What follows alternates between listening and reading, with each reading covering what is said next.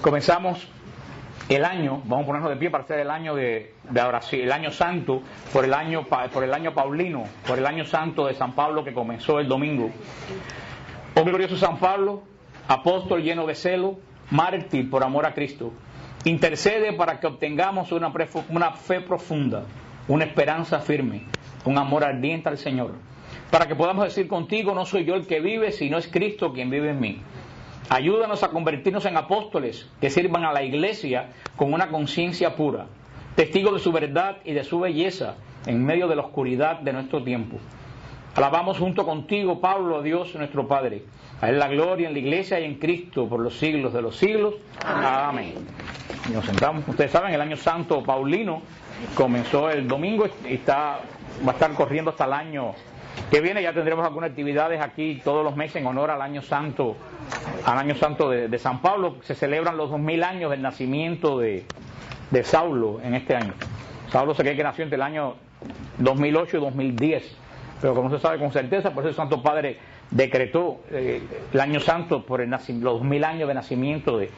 Fíjense, 2000 años y tú lees la carta a los romanos, y lees la carta a los gálatas y te parece que la escribieron ayer. Estamos estudiando en este año de San Pablo, nada mejor, porque San Pablo es el que puso toda la teología de la iglesia, que todavía no ha podido ser ni va a ser superada. Estamos estudiando el credo de Nicea hace ya bastante tiempo, y estamos en la sección del credo, que llegamos a creo en la iglesia, terminamos en la sección de creo en el Espíritu Santo y comenzamos creo en la iglesia. En las clases anteriores hemos estado viendo qué es la iglesia.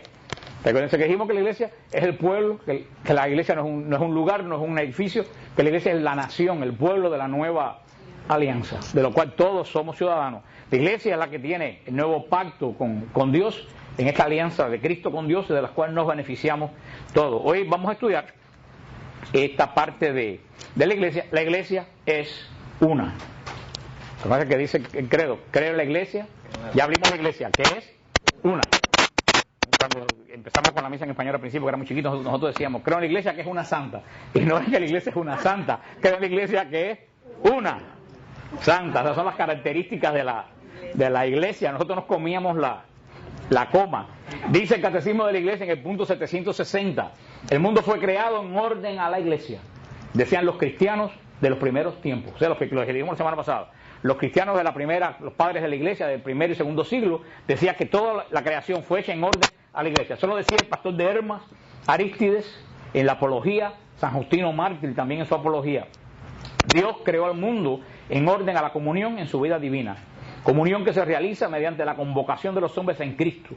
Y la convocación de los hombres en Cristo es la iglesia. La iglesia, sigue diciendo el catecismo, es la finalidad de todas las cosas. Eso decía San Epifanio en el siglo IV. E incluso las vicisitudes dolorosas, como las caídas de los ángeles y el pecado de los hombres, no fueron permitidas por Dios más que como ocasión y medio de desplegar toda la fuerza de su brazo. Sigue diciendo el catecismo en el punto 761, la reunión del pueblo de Dios comienza en el instante en que el pecado destruye la comunión de los hombres con Dios y la de los hombres entre sí. Recuerden que eso lo dijimos la semana pasada. Dios creó al hombre, ¿cómo? En total gracia, en total comunidad. Si el hombre estaba totalmente lleno de gracia, porque no había conocido el pecado, no hacía falta ningún medio para llevar al hombre a la gracia, porque el hombre estaba en ella. Ocurre el pecado, y cuando ocurre el pecado se rompe la comunión entre Dios y el hombre. A partir de ahí sí hace falta un medio que lleve al hombre que perdió la gracia a recibir la gracia. Por eso surge la raíz de la iglesia, que es el pueblo de Israel. Explicamos la semana pasada cómo con los rituales del templo, que eran prefigura de los sacramentos. Por eso dice que primero el pueblo de Dios y ahora la iglesia como plenitud es la dispensadora de esa gracia que perdió el hombre. Dice, la reunión de la iglesia es, por así decirlo, la reacción de Dios al caos provocado por el pecado. El pecado engendró el caos. La iglesia viene a restituir el caos que engendró el pecado. Por eso la iglesia tiene que ser una iglesia de orden. Eso lo vamos a ver más adelante. ¿Se acuerdan la escala que le di la semana pasada? Sigue diciendo el catecismo: esta reunificación se realiza secretamente en el seno de todos los pueblos, en cualquier nación, el que teme a Dios y practica la justicia, que le es grato. O sea, que el primer pueblo de la primera alianza era un pueblo físico. ¿Por qué era un pueblo físico? Era el pueblo de Israel, con características semitas. semitas. Todos los judíos eran, ¿qué cosa? Semitas. Ahí no había ningún judío anglo, por ahí, ningún judío cubano, ni tampoco un judío hondureño. El primer pueblo de Dios, todos los judíos eran judíos. Eran judíos. Era una nación de carne y de sangre, era una nación genética, era una nación que tenía vínculos comunes de raza. Ese es el primer pueblo. Ahora dice el Catecismo de la Iglesia, dice San Pablo, el segundo pueblo de Dios no tiene vínculos de sangre, tiene vínculos de espíritu. El vínculo que nos une a un chino, a un negro del África, a un indio latinoamericano, a los caribeños, el vínculo que nos une a todos no es la raza o la genética, sino el espíritu. El mismo espíritu en el cual hemos sido todos bautizados. Luego entonces somos, como dice aquí el Catecismo de la Iglesia, esta reunificación de la Iglesia se realiza secretamente en el seno de todos los pueblos. En todos los pueblos hay gente que son llamados a formar parte de la Iglesia. Por eso le dijimos la semana pasada, cuando tú estás de viaje en Europa, en cualquier lugar, y ves una iglesia católica, te sientes que llegaste a tu casa. Y llegas y ves todos los elementos comunes que dejaste aquí en Miami. Ves el altar, ves el sagrario, ves la estatua de la Virgen María, vas a la Eucaristía. Nosotros cuando vamos a Israel, que a veces que nos colamos en cualquier Eucaristía, dicho en alemán, yo he oído en Israel misa en todos los idiomas que nadie se puede, en Swahili, nadie se puede imaginar. Y cuando tú no importa la Eucaristía, en qué idioma esté, tú la puedes seguir, porque es la misma Eucaristía, porque somos un pueblo, somos de cada nación, el Señor ha escogido y ha llamado a hombres y mujeres a formar su pueblo. Esa es la belleza de la Iglesia. En cualquier nación, el que teme a Dios y practica la justicia le es grato. También en Israel, vamos a ver después, el culto, la centralidad del pueblo de Israel lo tenía en la ley y lo tenía en el culto. El culto que, vamos a ver dentro de un momentito, el culto que solamente se celebraba en el templo. El culto de Israel no se podía celebrar en Galilea, no se podía celebrar en Nazaret, no se podía celebrar en ningún lado. El único culto que se podía celebrar era en el templo de Jerusalén. Era un solo culto. Cuando Israel fue llevado en deportación a Babilonia, al no tener los judíos el templo, estar tan lejos de Jerusalén fuera del templo, surgió el concepto de lo que hoy conocemos como sinagoga. Habían personas que en Babilonia los judíos se reunían en grupos, pero no se reunían a dar culto. Ellos no podían dar culto en Babilonia, como no pueden dar culto aquí en Miami Beach, ni pueden dar culto a los judíos en ningún lugar, porque el culto solamente lo pueden dar, ¿dónde? En el templo, no lo pueden dar en ningún otro lugar. Para que se reunían en la sinagoga a estudiar la palabra de Dios y a orar. O sea, no eran casas cultuales, eran como esto aquí. La sinagoga era como esto aquí, que viene un grupo de personas, cantan, oran y estudian la palabra de Dios. Eso era la sinagoga que surgió en Babilonia, y cuando Israel regresó del exilio, siguieron manteniéndose las sinagogas en los pueblos, pero cuando llegaban las grandes fiestas, Israel tenía la obligación de peregrinar a Jerusalén, donde único se podía celebrar el culto de adoración al Dios vivo. Por eso, la diferencia con la iglesia es que la sinagoga es una asamblea llamada, y la iglesia es una asamblea convocada. ¿Cuál es la diferencia? La sinagoga, la gente se llamaba ¿qué? Vamos a reunirnos para orar. La iglesia, nadie nos llama. Cristo nos convoca en la Eucaristía. No somos nosotros los que invitamos a la gente para que venga a la iglesia. Somos convocados por el mismo Cristo, por el mismo Espíritu. Y viendo el patrón, que le hemos dicho, hemos hablado aquí hasta la saciedad, que todo lo que en el Nuevo Testamento tenemos hoy tiene una raíz, ¿dónde? En el Antiguo Testamento. ¿Se acuerdan cómo se llama eso? Prefigura o precedencia bíblica. Se puede decir prefigura o precedencia bíblica. ¿Qué es precedencia bíblica? Que lo que fue de una forma histórica en el Antiguo Testamento, en el Nuevo está la plenitud. O sea, le explicamos que las anunciaciones en el Antiguo Testamento, la anunciación de Isaac, la anunciación de Samuel, la anunciación de Sansón, la anunciación de Juan, era hecha angélica y de un solo hijo varón. Por lo tanto, la anunciación de María por un ángel en el Nuevo Testamento también tiene que ser de un solo hijo varón, porque ya tiene ¿qué cosa? Una precedencia, una prefigura, una precedencia bíblica. Dijimos que cuando estudiamos la Eucaristía, dijimos que el culto de Jerusalén era una prefigura del culto del cielo y de la Eucaristía. Dijimos, eso es la prefigura, que todo lo que hoy en día es realidad ya está anunciado ¿dónde? En el Antiguo Testamento. Lo explicamos la semana pasada con el ejemplo de de la flor y el fruto, cómo el fruto nace de la flor se cae y el fruto crece. Así nace la iglesia. ¿De dónde? De dentro del pueblo de Israel. Y ya la antigua alianza, como la flor cuando se seca dejó su finalidad. Cuando la flor se seca, ¿quiere decir que la flor es mala? No. ¿Quiere decir que la flor la botaron? No. Cuando la flor se seca, ¿qué quiere decir? Que ya cumplió su misión y dio paso a algo nuevo. Así el antiguo pacto cumplió su misión y dio paso a algo nuevo. ¿A qué dio paso? A la alianza nueva. El pueblo de Israel dio paso a qué? Algo más perfecto, a la iglesia. ¿Por qué? Porque el pueblo de Israel solamente pertenecía a ¿quién? Los judíos. Ahora la iglesia pertenecemos todos. Por eso, así como hubo una alianza, y de eso nadie tiene duda, hubo la primera alianza que marca el Antiguo Testamento. ¿Cuántas alianzas hubieron? Una. En la antigua alianza, el Antiguo Testamento, ¿cuántas alianzas hubo en el Antiguo Testamento? Una sola alianza. ¿Y cuántos pueblos tuvieron esa alianza? Uno solo, el pueblo de Israel. Esa alianza no era para los egipcios, ni era para los sirios, era para el pueblo de Israel. O sea, graben esto, una alianza con un ¿qué? Pueblo. Si fue así en Israel, así tiene que hacer en la nueva alianza. Una alianza nueva con un pueblo nuevo. No puede ser una alianza en la antigua con un solo pueblo y una alianza nueva con 25 pueblos diferentes. Porque no puede, si tenemos ¿qué cosa? La prefigura bíblica. Una alianza, un pueblo. Una nueva alianza y otro pueblo. Jesús dijo en San Mateo 12:25, dijo Jesús, un reino donde hay luchas intestinas va a la ruina. Y una ciudad o una familia dividida no puede subsistir. Eso lo dice Jesús. Eso lo dice una nación, una familia que está dividida no puede subsistir. O sea, si Jesús dijo eso, la iglesia no puede ser un reino dividido. Si la iglesia fuera un reino dividido, una iglesia en lucha, ya hubiera, ¿qué cosa? Dejado de existir. Vamos, después, cuando lleguemos a la parte de aquí, vamos a ver la parte de cuando vemos los demás versículos bíblicos, cuando Jesús hace la gran oración el Jueves Santo, dice, Padre, que sean uno, como tú y yo somos uno. Ese fue el deseo de Jesús el Viernes Santo, que sean uno, como tú y yo somos uno. El Padre y Jesús no son uno. Pues así quiere Jesús que sea la iglesia con él. Desde que el demonio escuchó eso, porque lo escuchó porque estaba dando vuelta por los alrededores, desde que el demonio escuchó eso, ¿cuál fue el objetivo del demonio? Dividir la iglesia.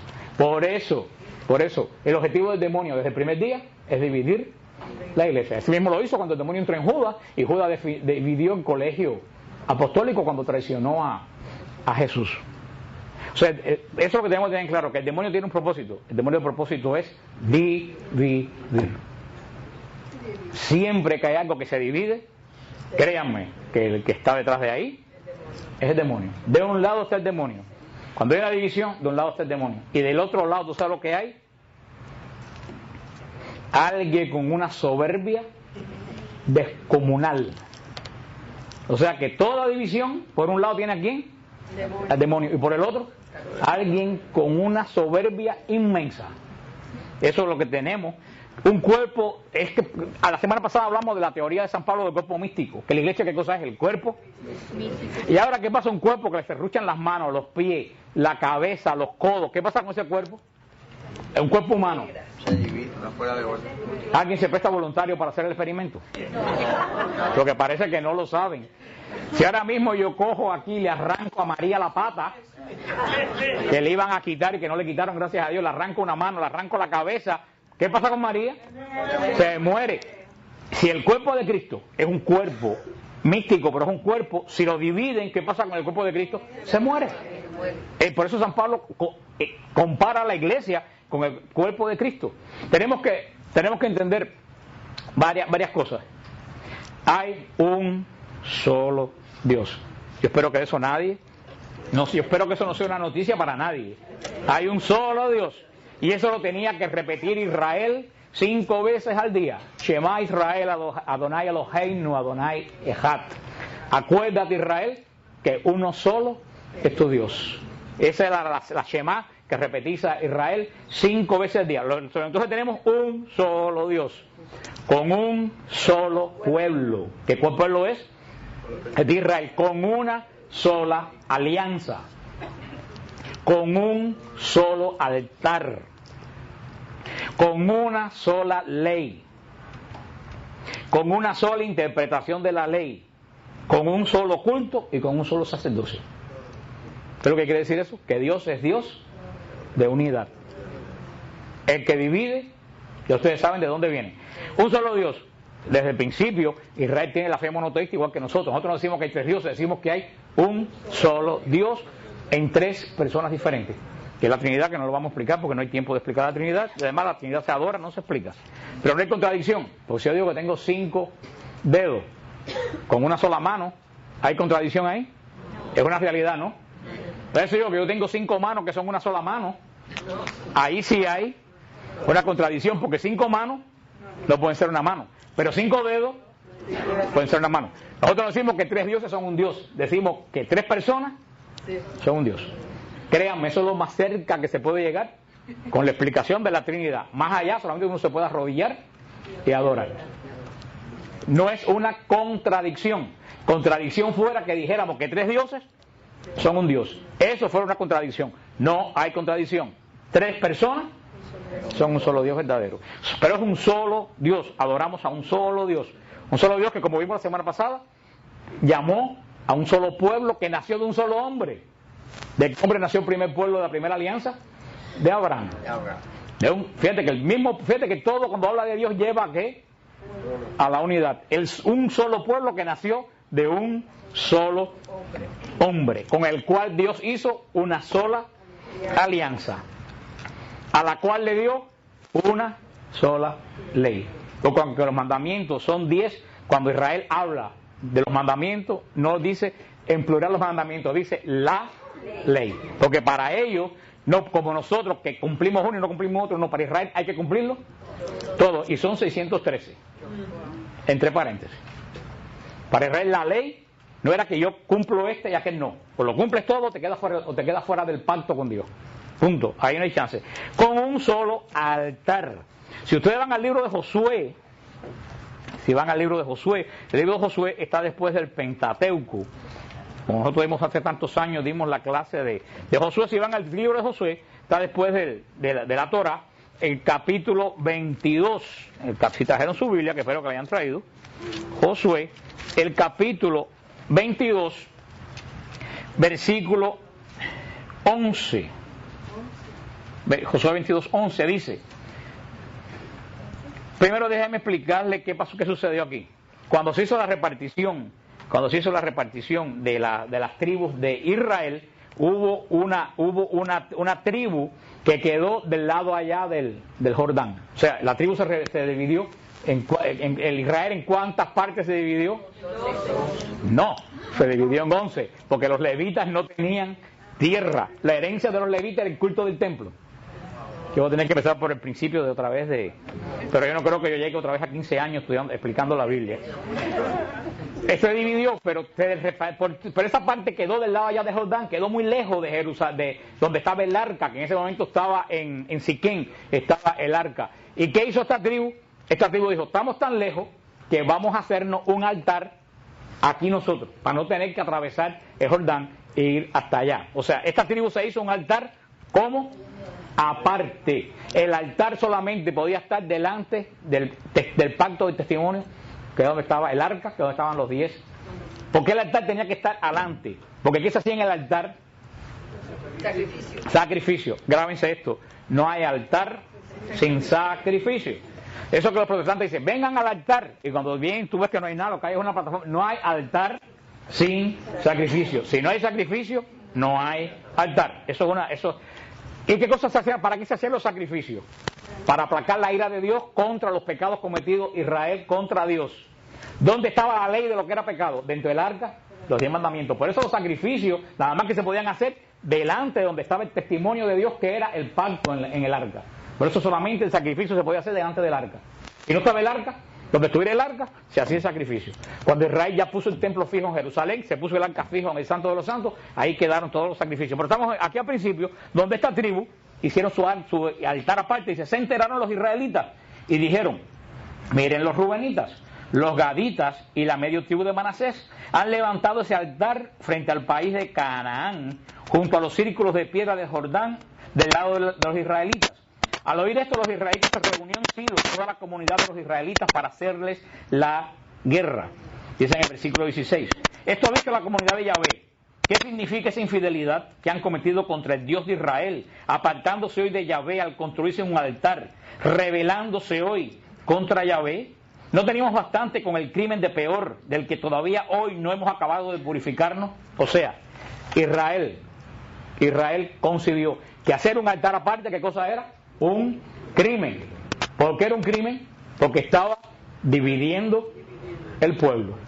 Porque el culto solamente era delante. Pero entonces, fíjate qué importante era para Israel tener un solo altar. Un solo Dios, un solo pueblo, una sola alianza, un solo altar, una sola ley. No solo había una sola ley, había una sola interpretación de la ley. Cualquier sinagoga, en cualquier esquina, no podía decir, no, yo creo que la Torah quiere decir eso. No, toda la sinagoga tenía la misma interpretación de la Torah, que emanaba del templo. Si alguien tenía una interpretación diferente, le caía el jerén, que era la excomunión, era separado. ¿Qué fue lo que pasó con Cristo cuando Cristo dijo el discurso de San Juan 6, que no come mi carne, no bebe mi sangre, no tiene vida eterna? Lo expulsaron de la sinagoga porque no se estaba ajustando a la interpretación de la ley que tenía el templo, que después el templo se confundió. No se confundió, eran 10 mandamientos y terminó siendo 613. Dios no dio 613 mandamientos, Dios dio 10 mandamientos. Fueron los hombres quienes, como siempre, complicaron la cuestión. Había una sola interpretación de la ley que emanaba de las escuelas del templo, y todo el mundo tenía que ajustarse a esa interpretación de la ley de Israel. No había interpretación por cuenta propia, porque eso llevaba por supuesto, a división del pueblo de Dios. Un solo culto dado por los levitas y los sucesores de Aarón en el templo, era un solo culto, que ese era el único lugar donde se podía dar, y un solo sacerdocio. ¿Quiénes tenían el sacerdocio de Israel? El sumo sacerdocio lo tenía la familia ¿de quién? De Aarón. Como ya el levita es familia de Aarón, él sabe, es el único que lo dijo. La familia de Aarón eran los sumos sacerdotes de Israel, y la familia de Leví, la tribu de Leví, eran los sacerdotes menos importantes y los que cuidaban del templo. Por eso todos los judíos por ahí que se llamen, que sean el apellido de Leví, son descendientes de esta tribu que podemos sacerdotal, que era la tribu de Leví. Y todos los judíos de apellido Cohen son de casta sacerdotal, porque sacerdote se dice Cohenim en hebreo. Por eso toda la gente que tiene apellido Cohen son de esa casta sacerdotal de los Cohenim. Pero fíjate qué interesante, en Israel cualquiera no podía decir, yo creo que fulanito es buena gente, mejor que estudie para sacerdote. No había seminarios para estudiar para sacerdote. Acuérdate que en Israel estamos en una ley física, nosotros estamos en una ley espiritual. El orden de Israel sacerdocio venía dado por dos cosas: la familia de Aarón y la tribu de Leví. Vean, entonces es importante que busquen Primera de Reyes, busquen Primera de Reyes, y buena suerte si la encuentran. Los que trajeron su Biblia pueden buscar Primera de Reyes, está un poco después de Josué. Primera de Reyes, capítulo 13, esto es súper importante lo que dice aquí, súper importante, y nunca he oído predicar a nadie de esto. Capítulo 13, versículo 38. Primera de Reyes 13:38. Dice: tras esto, Jeroboam, que era el rey, no se volvió de su mal camino. Siguió consagrando para los lugares de culto sacerdotes tomados de entre el pueblo común. A todo el que lo deseaba, Jeroboam lo consagraba sacerdote del culto.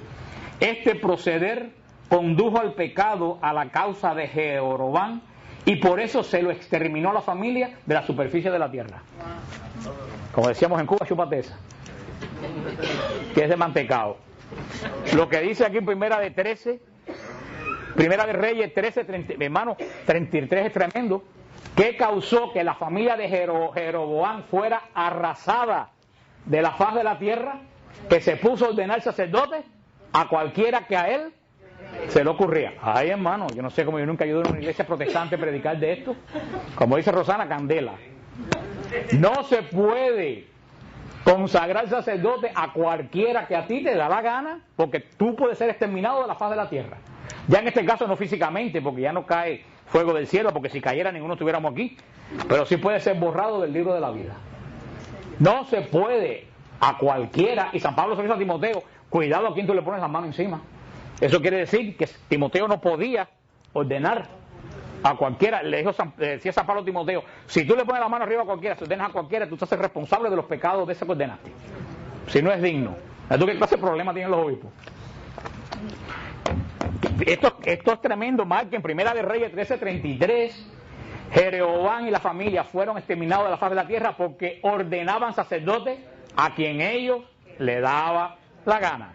En Israel no podían ser ordenados cualquiera. Tenía que probar que era de la familia de Aarón o de la tribu de Leví. Si tú eras muy santo, muy bueno, muy justo de la familia de Rubén, de la tribu de no Rubén es de Midia, de la tribu de Rubén o de la tribu de Gad, felicidades, sigue creciendo en santidad delante de Dios, pero tú no puedes ser sacerdote.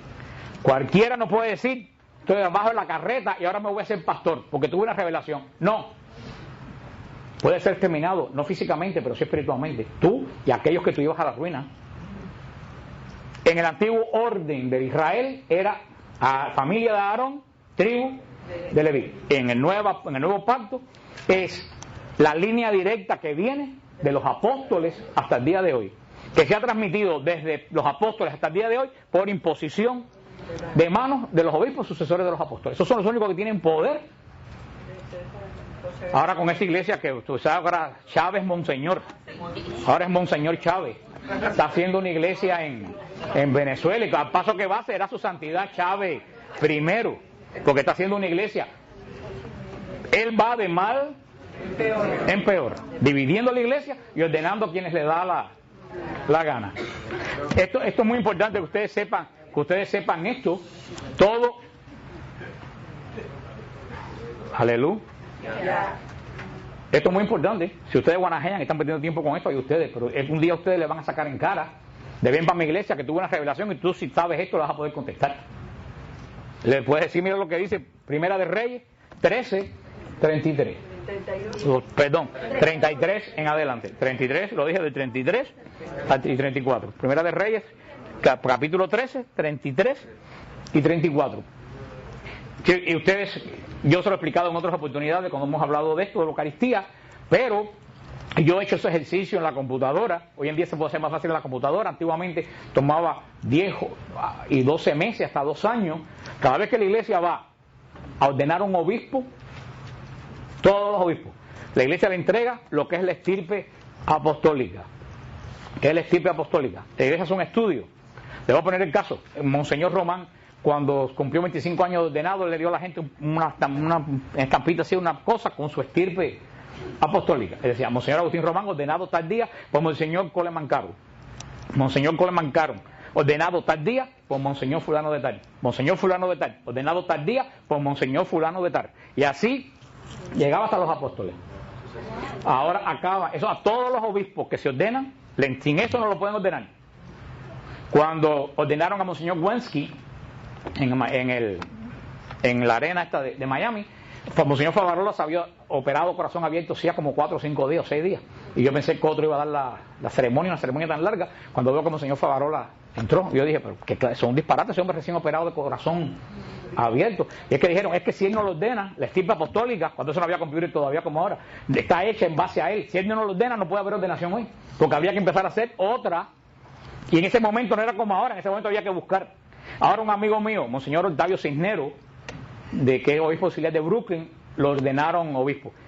Y yo dije, voy a ver esto, me metí en la computadora y busqué quién ordenó a Monseñor Octavio, y busqué quién ordenó, y así fui hasta el siglo XIV que lo ordenó un papa al obispo ese, y después ya del papa no busqué más, porque después del papa ¿quién está?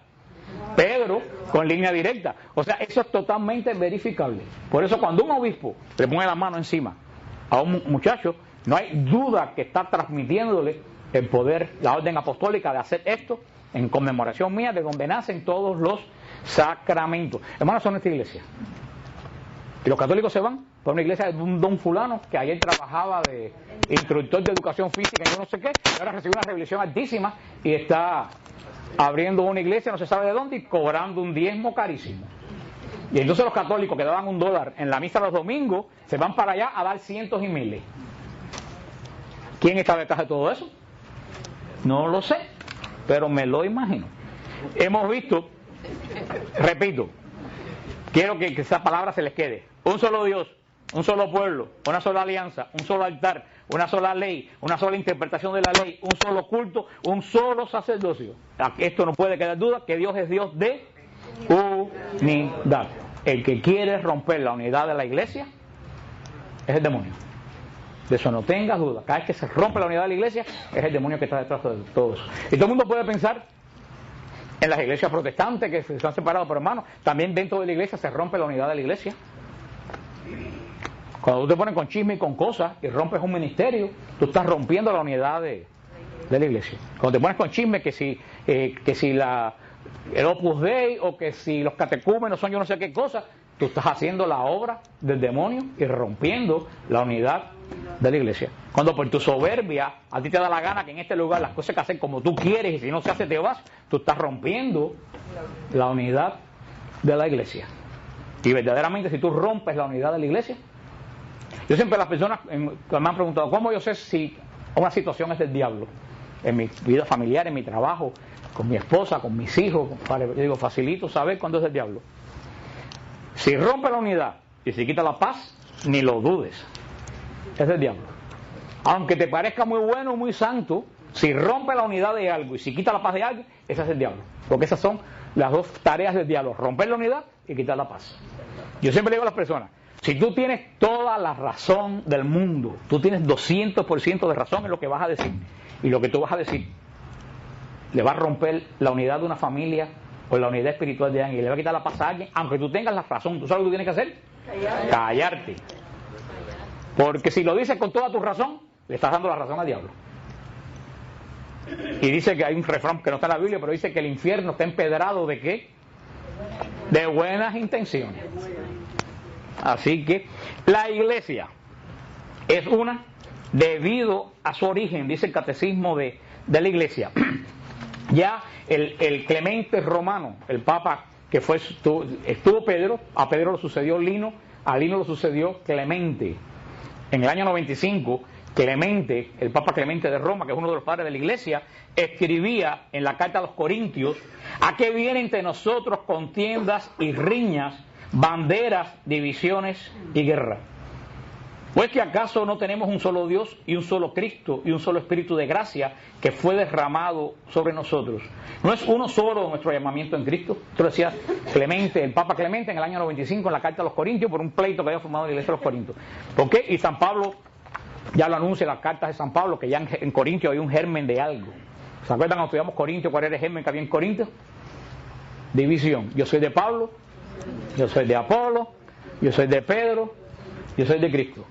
¿Quiénes eran de todos los peores? ¿Quiénes tenían la razón de todos? Los que eran de Cristo, los que eran de Pablo, los que eran de Apolo, los que eran de Pedro. ¿Quiénes tenían la de todos? ¿Quiénes eran los que tenían más razón? Los que eran de Cristo, dice la hermana. Los que eran de Pablo. Pero ¿quiénes ustedes creen que de todos eran los peores? Los de Cristo eran los peores. No, los de Cristo eran los peores. Le voy a explicar. Una vez yo di esta clase, cuando yo de aquí, yo dije, yo no soy de Pablo ni de Apolo, soy de Cristo. Y todo el mundo dijo, amén. Yo dije, esos eran los peores. ¿Tú sabes por qué? ¿Tú sabes por qué? Porque los que eran de Pablo seguían el orden de Pablo. Los que eran de Pedro seguían el orden que imponía Pedro. Ahora, los que eran de Cristo decían, a mí esto que estoy haciendo me lo dijo Cristo, y hacían lo que le daba su realísima gana. ¿Les suena conocido? Sí. A mí Cristo me dijo tal cosa y por eso estoy haciendo. Esos eran los peores, porque eran los que no tenían orden, ni rompían la unidad, los que no tenían, no obedecían a nadie. Hace muchos años, nunca se me olvida, aquí en Hialeah surgió un obispo. ¿Ustedes no se acuerdan que en Hialeah había un obispo? y no llegó a papa de milagro. Y hubo un milagro eucarístico aquí en Hialeah. ¿Ustedes no saben eso? ¿Quiénes viven aquí en Hialeah? Pero se acuerdan una iglesia que estaba cerca de San Juan, el apóstol de San John, una iglesita que estaba cerca. Todavía está. Bueno, en esa iglesia había un obispo que tenía una cara de carnicero, que aquello no tenía nombre. Sí, parecía un tipo carnicero. Por supuesto que se hizo obispo él mismo, y dijo que había tenido un milagro eucarístico, y para allá corrió el Canal 23, porque si pasa en la iglesia católica no va nadie, pero para ahí corrió el Canal 23, y le dijeron le preguntaron al obispo que si permitían que examinaran la carne de que se convirtió a la hostia, ¿no? Y él dijo que sí que lo iba a dar, pero que tenía que pedirle permiso a su superior. Yo dije, arriba, ahora hay un papa en Hialeah, porque si un obispo tiene un superior, ¿quién es? Y la mujer parece que le dijo eso. ¿Y quién es su superior? Dijo, por supuesto que nunca lo dio a investigar, y después dejó de ser obispo. Nos parece que yo no lo he visto más nunca. El mismo Benny Hinn, cuando Benny Hinn recogió los $70 millones para hacer el centro de sanación de Orlando, que recogió $70 millones, nunca construyó ningún centro de sanación. Y cuando en CNN lo entrevistaron, que le preguntaron, ¿y qué hizo con los 70 millones? Dijo, el Señor me dio otra instrucción. Eso que estoy diciendo, que dicen yo soy de Cristo, no hay orden. No hay orden. Sigue diciendo, desde los inicios, le estoy leyendo esto porque para que vean que desde el año 95 la iglesia tiene la conciencia de que la iglesia está llamada a ser una unidad. Lo mismo lo dijo Cristo, como le dijo ahorita, que sean uno como tú y yo somos uno. Todos los padres, los que leen los padres de la iglesia, que les he recomendado tanto leer los padres de la iglesia, todos los padres de la iglesia, desde el principio están hablando de la unidad. Por ejemplo, voy a decir alguno.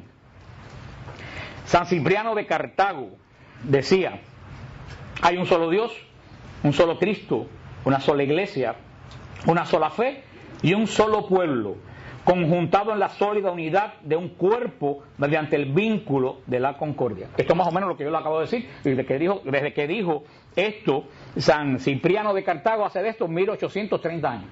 Y era dicho lo mismo que yo les acabo de decir, esa continuidad de la iglesia. San Cirilo de Alejandría decía, también nosotros, como divididos por subsistir en una naturaleza individual, nos reunimos en Cristo en una unidad espiritual. Tenemos una sola alma y un solo corazón. También lo que le acabo de decir yo ahora. ¿Qué decía él? Estamos divididos porque somos diferentes razas, diferentes formas de pensar, pero estamos unidos, ¿por qué? En la unidad del Espíritu que ha congregado a la iglesia. Clemente de Alejandría, el gran padre de la iglesia de Egipto, dice, qué sorprendente misterio. Hay un solo Padre del universo, un solo Logos del universo, Logos el verbo, y también un solo Espíritu Santo, idéntico en todas partes. Hay también una sola Virgen hecha madre, y por eso me gusta esta iglesia.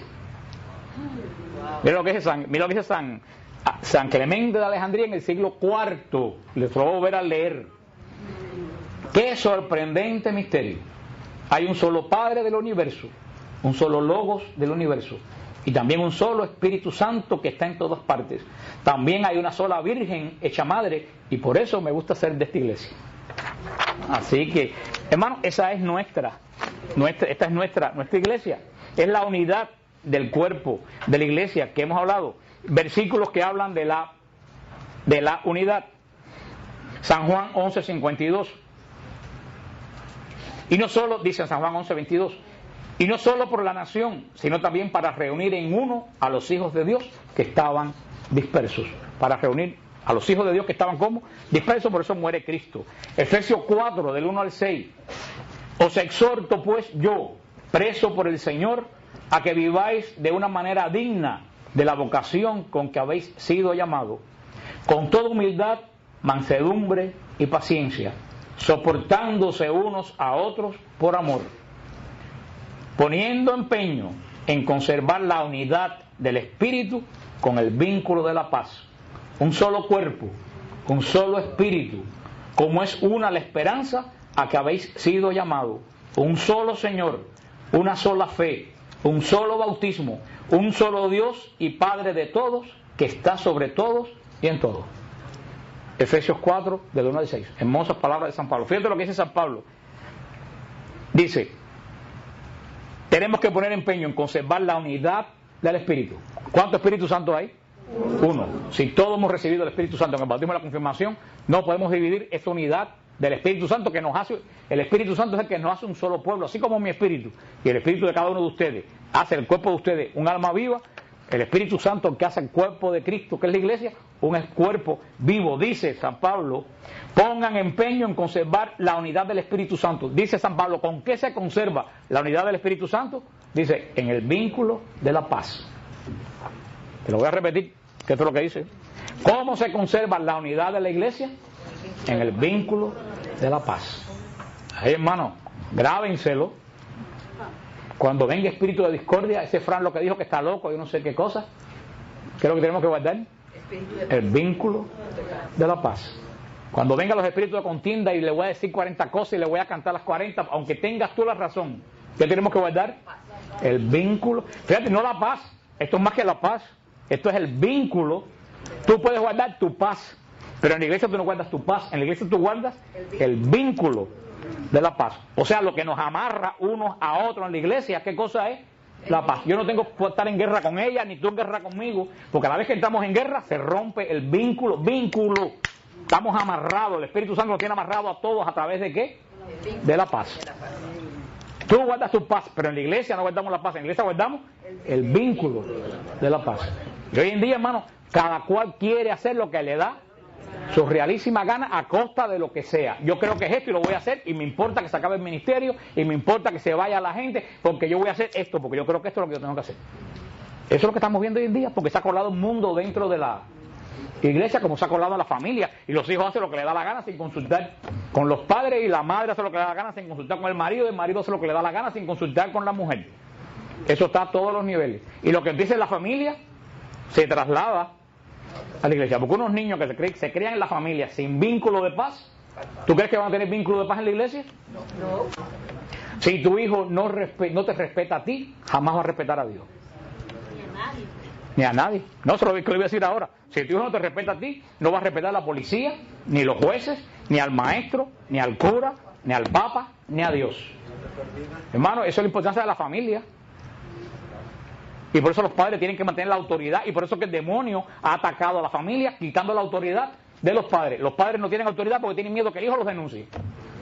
Se ha roto el vínculo de la paz en la familia. Y si esos muchachos se crían así, eso se traslada ¿a dónde? A la iglesia.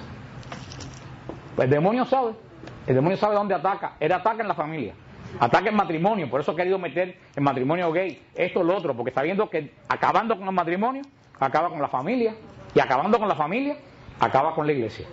Pero dice San Pablo, y esto en Efesios 4, para terminar, esto es precioso, dice, un solo Señor, una sola fe, un solo bautismo y un solo Dios y Padre. Más claro que esto, y eso está en todas las Biblias protestantes, y no sé cómo no entienden esto. Este famoso canto, ustedes lo han oído, un solo Señor, una sola fe. Este canto hermoso, esto viene de Efesios, un solo bautismo y un solo Dios y Padre.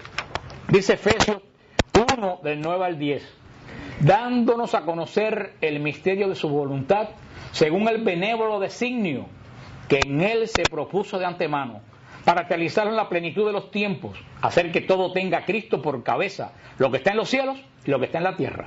Efesios 1, del 9 al 10. Dice San Pablo, sobre todo en el 10, dice, la plenitud se hace en que tenemos a Cristo por cabeza. ¿Quién tiene a Cristo por cabeza? Los que están en el cielo y los que están en la tierra. ¿Qué es eso? La iglesia, los que ya llegaron al cielo y los que estamos todavía aquí. La iglesia triunfante y la iglesia militante. Dice San Juan, dice Cristo en San Juan 17, en la hermosa oración de Jueves Santo, no ruego solo por estos, sino también por aquellos que por medio de su palabra creerán en mí. ¿A quién se refiere Cristo aquí? ¿A quién se refiere Cristo aquí? A nosotros. Cristo está diciendo, no solo ruego por esto, por los apóstoles, no solo ruego por esto, sino también por aquellos que por medio de su palabra creerán en mí. O sea, Cristo ora por los apóstoles y por todos los que van a aceptar la fe de Cristo por los apóstoles. ¿Para qué? Dice, para que todos sean uno, como tu Padre en mí y yo en ti. Que ellos también sean uno en nosotros, para que el mundo crea que tú me has enviado. Yo les he dado la gloria que tú me diste, para que sean uno, como nosotros somos uno. Yo en ellos y tú en mí, para que sean perfectamente uno. Y el mundo conozca que tú me has enviado y que los has amado a ellos como me has amado a mí. ¿Qué es lo que Cristo repite y repite y repite ahí? Uno, uno, uno, uno. Pero entonces el que hace dos está yendo de frente al corazón de la voluntad de Cristo. Desgraciadamente yo creo que no se habla mucho de esto en la iglesia hoy. Esto no es hacer lo que Juan 17. Esto no es lo que yo quiero, esto no es lo que yo creo. Esto es que nadie puede desgarrar la unidad del cuerpo de Cristo. Y eso caso dijo justamente teólogos a decir doctrinas diferentes a la doctrina de la iglesia.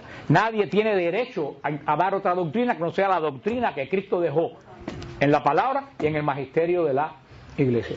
Por eso que la iglesia dice, cada cura en una parroquia no puede inventar la liturgia que le da la gana en la misa. Tenemos que tener una sola liturgia, como Israel tenía un solo culto. La gente no sabe, y cuando estudiamos el Apocalipsis lo dijimos, la gente no sabe lo terrible que es, la gente no sabe lo terrible que es la liturgia. Si ustedes se recuerdan, los carbones que tiraron los ángeles que destruyeron al mundo, ¿se acuerdan de dónde los tomaron los ángeles? Del incensario que estaba en el altar. Hay una conexión tremenda entre la historia del mundo y el culto que se le da a Dios. Yo no dudo que muchos de los desastres que estamos viendo hoy, no solo ecológicos o físicos, los desastres que vemos a todo nivel en el mundo, proviene de que hemos deshecho la liturgia del altar. Cada cual inventando lo que le da su realísima gana, porque a mí me parece, a ti no te parece. Tú tienes que seguir lo que dice la iglesia. Y si no te conviene, vete. Punto. Aquí no hay que dar más vueltas. Yo creo que hay demasiados paños tibios hoy en día. La iglesia tiene que ser radical. Cristo fue radical. Si tu mano te escandaliza, córtatela. Punto. Yo creo que hay tantos cristianos débiles porque la iglesia ha predicado una doctrina débil. Total, no importa, si lo formal, tal cosa no importa. La misa de la Inmaculada cae martes. Vamos a poner el domingo para que los pobrecitos católicos no tengan que venir 2 veces a misa en la misma semana. Y el que come basura se vuelve basura. Y eso es lo que la iglesia les ha dado en los últimos tiempos, para no buscar ese problema con nadie. Y hemos dejado de predicar el mensaje de Cristo, que es radical. Y al que no le gusta, que se funde una iglesia aparte y que se vaya. Pero la iglesia tiene que regresar a esa radicalidad del evangelio. Y cuando la iglesia se ha vuelto permisiva, ¿tú sabes lo que ha hecho? Ha perdido gente. Cuando hemos permitido que cada cual haga lo que le da la gana, hemos perdido gente. Cuando la iglesia era, esto es lo que es. Es igual que me decía el otro día una persona, si el Papa pone la comunión de rodillas, va a ser un lío porque cómo se va a demorar la comunión. Espérate, no es el punto. Pero yo le decía, ven acá, hermana, y por 2000 años la iglesia dio la comunión de rodillas, y comulgaba más gente que ahora. ¿Cómo es posible que por 2000 años se dio de rodillas y ahora todo el mundo esté preocupado por el lío que se va a formar? Nos hemos vuelto demasiado cómodos y permisivos. Cada cual quiere que se haga la liturgia como a mí. Mira, a mí no me gusta recibir la comunión en la mano, pero si dijera el Papa un día la comunión que hay que coger en la mano, yo la agarro en la mano, porque es el orden lo que mantiene la unidad del cuerpo de Cristo. Pero hoy en día, por la televisión, por todo esto, y todo esto que tenemos, y ya con esto vamos a terminar para pasar a los anuncios, todo esto que tenemos, de que yo hago lo que yo creo que debo hacer, ¿tú sabes qué cosa es eso? El árbol del bien y del mal que estaba en el paraíso. Hemos hecho un ciclo para caer en el mismo principio. ¿Cuál fue el pecado original? Los hombres hicieron lo que ellos creían que debían hacer. Y ese fue el comienzo del pecado original. Se restableció el orden de Dios a través de los 2 pactos. ¿Qué estamos volviendo? Tú haces lo que a ti te haga sentir bien. Punto. Hermano, eso es el árbol del bien y del mal. Ese es el origen del pecado original. Cuando a mí me dicen, es que yo me fui para la iglesia tal porque ahí yo me siento bien. Entonces el hombre que se sienta bien un día en un prostíbulo va a dejar a su familia, a su mujer, a sus hijos y se vivirá prostíbulo. ¿Tiene sentido eso? ¿Tiene sentido eso? No, entonces el día que tú te sientas bien en un toque de santo, de un bembé, entonces tú te vas a ir para el bembé, porque tú estás buscando, no la verdad, tú estás buscando ¿qué cosa? Sentirte bien. Ese es el árbol del bien. Uno no está donde se siente bien, uno se siente donde está la verdad. Punto. Ahí no hay más vuelta que dar. La semana que viene vamos a ver los vínculos, la semana que viene vamos a ver los vínculos que mantienen la unidad de la iglesia.